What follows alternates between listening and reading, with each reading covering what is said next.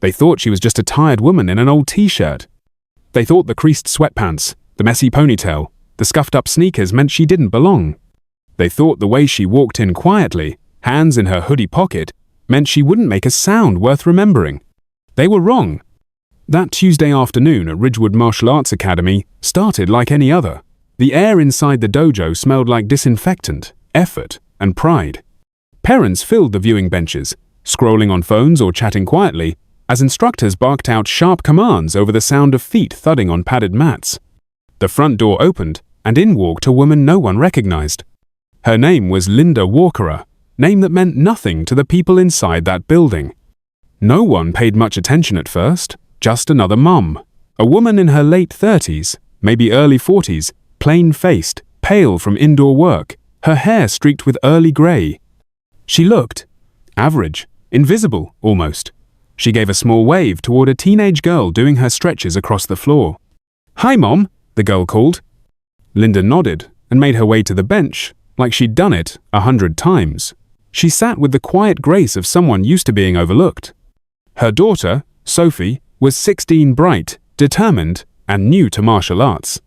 Sophie had joined the academy 3 months earlier to build her confidence, and Linda had supported her every step of the way, even if she never said much. That day, Linda had just planned to pick up Sophie and head home, but life doesn't always wait for permission to become dramatic. At the center of it all stood Sensei Ryan Maddox, the head instructor, black belt, 6'1", voice that carried like a drill sergeant, charismatic, no doubt, respected by many. But to Linda, he had that air she'd seen before, the kind of man who confused control with character. "Push harder, Marcus," Ryan barked at one of the teens struggling to complete his combo. "You call that a sidekick? My grandmother could do better, and she's in a wheelchair." The dojo chuckled, some nervously, some genuinely. Linda's eyes narrowed slightly, but she said nothing. She simply watched. Her hands stayed folded in her lap, her posture still, like a statue carved by patience and history. Ryan kept scanning the room, feeding on the attention. He thrived on being the authority, the expert, the guy everyone looked to, and when his gaze landed on Linda, something shifted. He tilted his head and grinned. "Oh hey," he called out, loud enough for everyone to hear. "You must be Sophie's mum, right?" Linda nodded politely. "That's right." Ryan smirked. "We were just wrapping up. Unless, of course, you'd like to try a little something yourself?" The room got quiet. It was supposed to be a joke, a tease, one of those moments where everyone laughs and moves on. But Ryan didn't drop it. "Come on, it'll be fun. Parents' participation day, right?" He gestured with exaggerated enthusiasm. "We'll keep it light, just a little spar to demonstrate control and precision, totally safe." Sophie stood frozen, face flushed in horror. "Mom, don't—" But Ryan was already taking center mat, drawing everyone's attention. "Let's give her a round of applause, folks. Who's ready to see why it takes years to earn a black belt?" The clapping was hesitant. A few students exchanged awkward glances. Some laughed because they thought they were supposed to. Linda stood up slowly. "No need to put on a show," she said evenly. "Too late," Ryan replied with a grin. "We're all here now." She looked around at the expectant faces, some curious, some embarrassed for her. No one expected her to say yes. Everyone expected her to politely decline, mumble something about being out of shape, and sit down again. But Linda did something else entirely. She gave a small nod. "I'll do it," she said. Sophie clutched her gear bag, whispering, "Mom, please, you don't have to prove anything." But Linda just smiled at her daughter. "Sometimes, sweetheart, silence isn't enough." Ryan clapped his hands. "That's the spirit. Let's keep it simple, folks, just a friendly demo." He faced the crowd. "You see, martial arts teaches discipline, control, and respect, but most importantly, it teaches reality. And reality is, it takes more than watching action movies to survive a fight." More laughter followed, louder this time. Linda removed her hoodie, revealing lean, toned arms. Her frame wasn't bulky, but something about the way she moved so smooth, so deliberate made a few people fall quiet. Ryan didn't notice. He was too busy talking. "All right," he said, stretching theatrically. "We'll just move around a little. I'll go easy on you. Don't worry, I've got insurance." That got some chuckles. Linda stepped onto the mat. Her stance was relaxed, but balanced, controlled. She didn't raise her hands yet. She just stood there, eyes steady, waiting. Ryan bounced on his feet, full of showmanship. "Let's begin." Sophie covered her mouth, watching in dread. Ryan moved in fast, testing her with a half-speed jab. Linda didn't move. Not yet. She didn't flinch, didn't blink. She simply tilted her head slightly, as if watching a leaf fall from a tree. Ryan hesitated for a moment. His second jab came faster. Linda shifted. Just a step to the side, barely a movement at all, but his fist met air. The audience blinked. Ryan chuckled nervously. "All right, got some reflexes. Impressive." But Linda said nothing, because she wasn't here to impress. She was here to remind. And what she was about to remind them would silence the entire gym. At first, no one noticed. They were still half laughing, half watching, expecting this to be over in a few seconds. A quick jab, maybe a stumble, and then a polite bow. Just enough for a good chuckle and a few Instagram clips. But by the time Sensei Ryan Maddox launched his third strike, the laughter had thinned. Something was off. Linda Walker hadn't blocked. She hadn't even struck back. She simply wasn't where she'd been a moment earlier. It was like watching a leaf drift out of reach of a breeze, graceful, impossible to track, never hurried. Ryan reset his stance and tried again. A quick jab cross hook combo. Linda tilted slightly. Her feet barely moved, yet none of his punches landed. It was infuriating. For him. "You're good at dodging," he muttered, his grin faltering. "You take some dance classes or something?"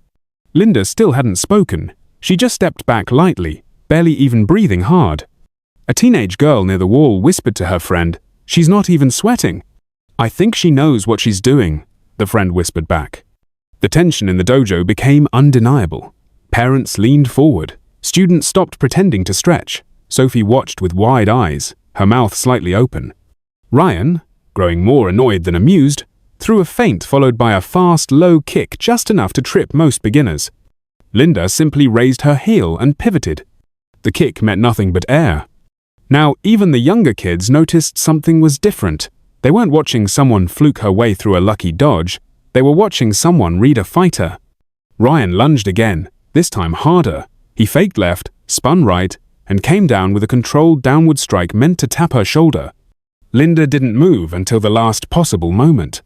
Then she stepped in at back, not aside, but toward him, and Ryan's balance shifted unexpectedly. He stumbled. It didn't make sense. He was taller, heavier, stronger. This woman should have been overwhelmed by now, but every move she made felt calculated, minimal. Like she was spending nothing while he was emptying the tank. Around them, the room fell completely silent. Linda turned slightly, just enough to keep him in view, her weight centered, her shoulders relaxed. She didn't look like she was bracing for anything. She looked ready. Ryan wiped sweat from his brow. "All right, you've had your fun." He came again hard, this time throwing a real strike aimed at the torso. But Linda stepped in, parried with a whisper of motion, and lightly tapped his ribs with her open palm. Not a punch, just contact, a ghost of a hit. Ryan froze, because the tap told him something no one else could see. She could have broken that rib if she wanted to. And she didn't. The message landed harder than a strike ever could. From the sidelines, one of the assistant instructors blinked, then narrowed his eyes. "Wait a second." A parent looked over. "What?" "She's using Aikido principles, but not just basic. That's advanced blending, redirection. I don't even think Ryan sees it." "Who is she?" someone whispered. Sophie stood slowly, her fists clenched at her sides. "Mum," she called, her voice unsteady. You said you stopped." Linda turned just slightly, her expression soft. "I did." Ryan, now flushed with embarrassment, circled her again. "You've trained before," he accused. Linda finally answered, quietly, "A while ago." "Where?" "The Wike," he snapped, trying to recover the crowd's laughter, but no one was laughing anymore. They were watching history repeat itself, and they didn't even know why. Linda didn't reply. Because this wasn't about putting Ryan in his place. It was about reminding everyone what real control looked like. Ryan snarled, "You gonna throw a punch or what?" "I haven't needed to," she answered simply. That stung, and so he snapped. No longer playing for laughs, Ryan charged low, aiming for a textbook takedown, his shoulder ducked, arms outstretched ready to grapple and bring her to the mat. It was a solid move, one he'd used dozens of times to overpower newer students. But Linda wasn't new. She didn't resist. She stepped into the momentum. Her right hand found the back of his head, her left slipped under his shoulder. And with a subtle shift of her hip she flew, not violently, not aggressively, but perfectly.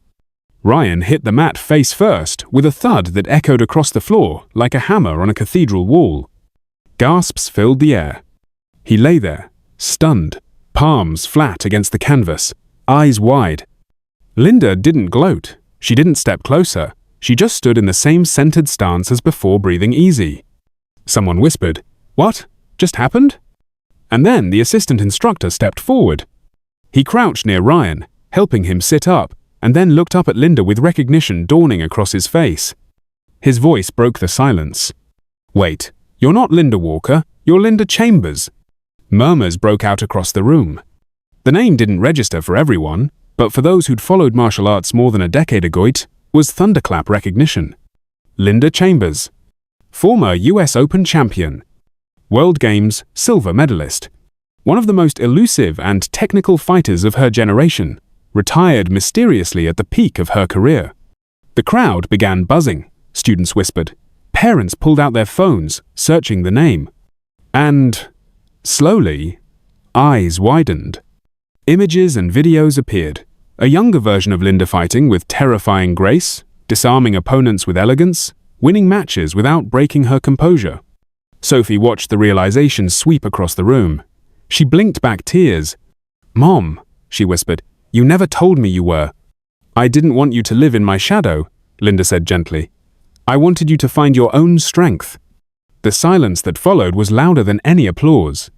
Sensei Ryan sat up slowly, his voice barely above a whisper. Why didn't you say something?" Linda looked down at him, not angry, not smudged, calm. "Because real strength," she said, "never needs to shout." The dojo was no longer a training ground. It had become a sanctuary of silence, filled with awe, disbelief, and the echo of a lesson no one expected to witness that day. Some students still held their stances, frozen mid-pose. Others had long since let their arms drop, eyes fixed on the woman standing in the center of the mat, Linda Chambers. For over a decade, her name had vanished from the fighting world. No interviews, no exhibitions, no farewell tour. She'd walked away quietly, and the world had moved on. Until now, the name rippled through the dojo like a current. Every parent with a phone had pulled up clips, grainy championship footage, newspaper clippings, highlight reels from when women's martial arts finally made national television. In those videos, Linda wasn't just competing, she was mastering. Sophie, barely breathing, stood near the edge of the mat. She looked at her mother not with fear, but with awe, conflicted, emotional, proud.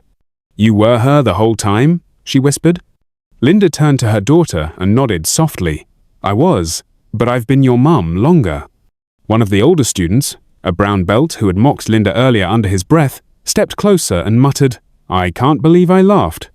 Another student whispered back, "She could have wiped the floor with all of us, and she didn't." All around, the mood had changed from entertainment to reverence. But not everyone adjusted so easily. Still seated, red-faced and breathing heavily, Sensei Ryan Maddox was finally coming to terms with what just happened. He hadn't been defeated by a fluke. He hadn't been embarrassed by accident. He'd been outclassed by someone who hadn't even broken a sweat. "I didn't know," Ryan said aloud, though it wasn't clear who he was speaking to. "I didn't know it was you." Linda looked at him, and for the first time, there was no trace of patience. "I didn't hide who I was to trick anyone," she said, her voice calm. "I walked in as a mother supporting her child. You're the one who turned that into a performance." Ryan opened his mouth to speak, then closed it. His students were still watching him, but for the first time in his career, they weren't watching to learn from him. They were watching to learn about him. The instructor who mocked a guest, the black belt who tried to make an example out of someone he thought was weak, the man who stood tall when no one questioned him until someone finally did. One of the parents finally spoke. "You owe her an apology," the man said firmly. He wasn't shouting. He didn't need to. His tone carried the weight of a whole room's silent agreement. Ryan swallowed. His pride wrestled with his logic. He stood slowly, brushing himself off. He began, his voice tight. I let my ego talk louder than my training. That wasn't martial arts. That was showmanship. He looked around the room, then directly at Linda. I'm sorry, he said. Truly. Linda nodded. It's not me you need to prove anything to. It's them. She gestured to the students, those who had trained under him, some for months, others for years. Ryan turned to face them. I tell you all that martial arts is about respect, control, humility. Today, I forgot all of that. I used my rank to humiliate someone instead of uplift. I turned a dojo into a stage. And I was humbled in return. The lesson you just saw, that's what real mastery looks like. Not the trophies, not the belts, that. A murmur of respect rippled through the students. Some nodded, others just looked down, processing what they'd witnessed. Sophie approached her mother cautiously. You were amazing, Mum. Linda's eyes softened. You were the reason I stepped on that mat today. Sophie blinked. I was? You were embarrassed. I saw it in your face. I wanted you to know, no matter how someone sees you, your strength isn't measured by how loud you are or how many people cheer for you. It's measured by how still you can be when someone tries to shake you. Sophie's eyes shimmered. You're not mad I didn't know. No, Linda said gently. I'm relieved. You became strong without needing my shadow. That's the kind of legacy that matters. The assistant instructor, his name was Caleb, stepped forward cautiously. Miss Chambers, would you consider maybe teaching a seminar here sometime for the students? Linda turned, her smile faint but genuine. Only if you stop calling me Miss Chambers. Then what should we call you? Linda, or better yet, Sophie's mum. Laughter, real laughter this time, bubbled up from a few parents. Ryan, having stood in silence, looked at her with something close to admiration. I meant what I said. I was wrong. And thank you for not knocking me unconscious when you had every opportunity. Linda shrugged. Everyone deserves a second chance, even instructors who forget their roots. Would you, Ryan hesitated, would you consider helping out here? You know, just occasionally. We could use more of your kind of teaching. Linda's eyes met Sophie's. Maybe, but only if Sophie agrees. Sophie smiled brightly. I'd love that. The moment settled into quiet warmth. The students began to move again. Parents stood, some clapped, others simply watched with respect. The atmosphere had shifted entirely. But one young boy, barely 10, walked up with timid eyes. Ma'am, is it true you once won a fight without throwing a single punch? Linda leaned down and nodded. Yes, but the real victory was getting the other person to stop needing to fight. He thought about that for a second.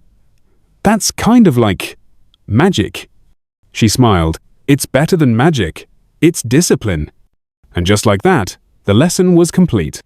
Not with shouting, not with bruises, not even with victory, but with understanding. The dojo began to return to motion slowly, quietly, respectfully. But something had shifted. The room felt less like a gym and more like a place of reflection. No one barked orders, no one giggled in the back row. For the first time in months, even the most energetic students were still listening, still thinking. Sensei Ryan Maddox had resumed his usual spot in front of the class, but he stood differently now. His shoulders weren't puffed up with pride, his jaw wasn't clenched in authority. He looked like a man who had finally remembered why he started teaching in the first place. Linda stood beside her daughter near the edge of the mats.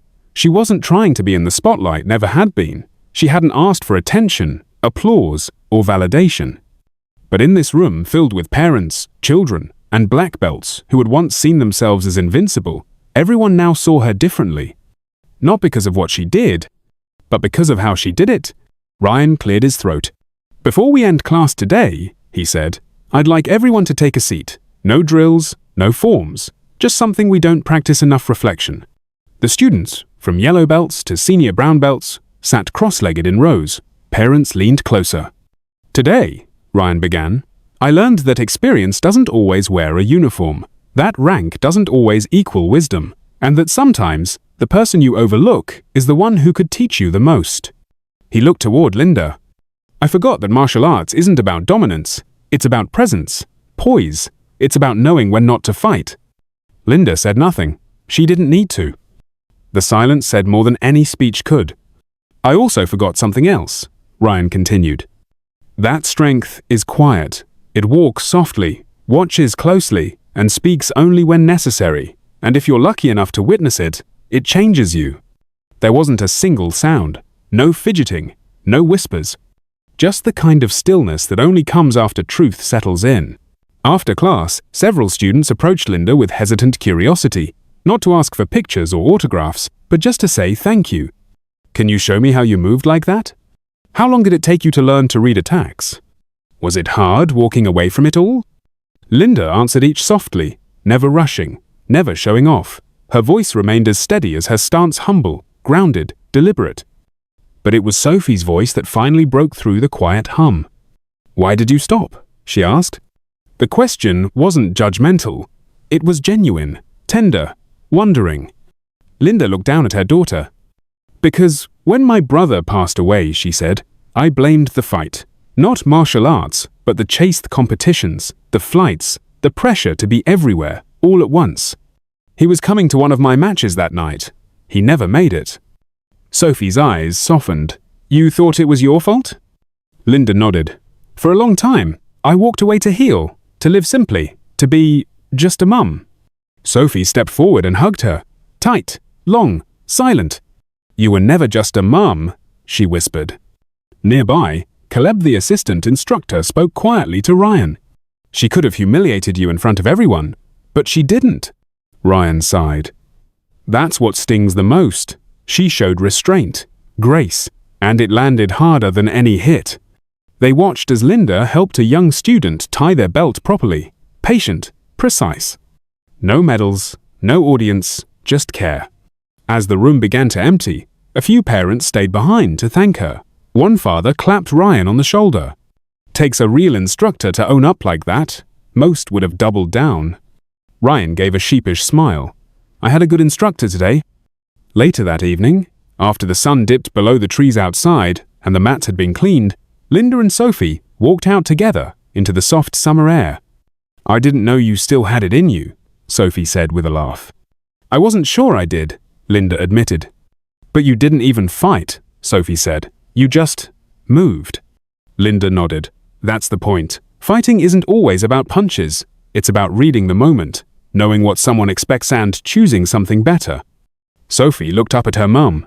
"Do you think you'll teach again?" Linda smiled. "Maybe, but not for the trophies, or the titles." "Then why?" Linda looked back at the glowing windows of the dojo. "To remind people that strength isn't volume, it's control, it's dignity, it's what you do when no one claps for you." They stood in silence for a moment. Then Sophie slipped her hand into her mother's. "You're the coolest person I know," she whispered. Linda squeezed her hand gently. "Only because I see myself in you." As they walked down the quiet sidewalk toward their car, the dojo lights faded behind them, but the lesson lingered in every footstep, every heartbeat.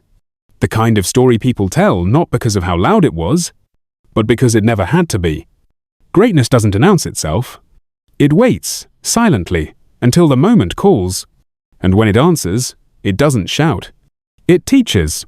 With grace, with truth, with restraint. Strength isn't about domination, it's about restraint. Respect doesn't come from a belt color.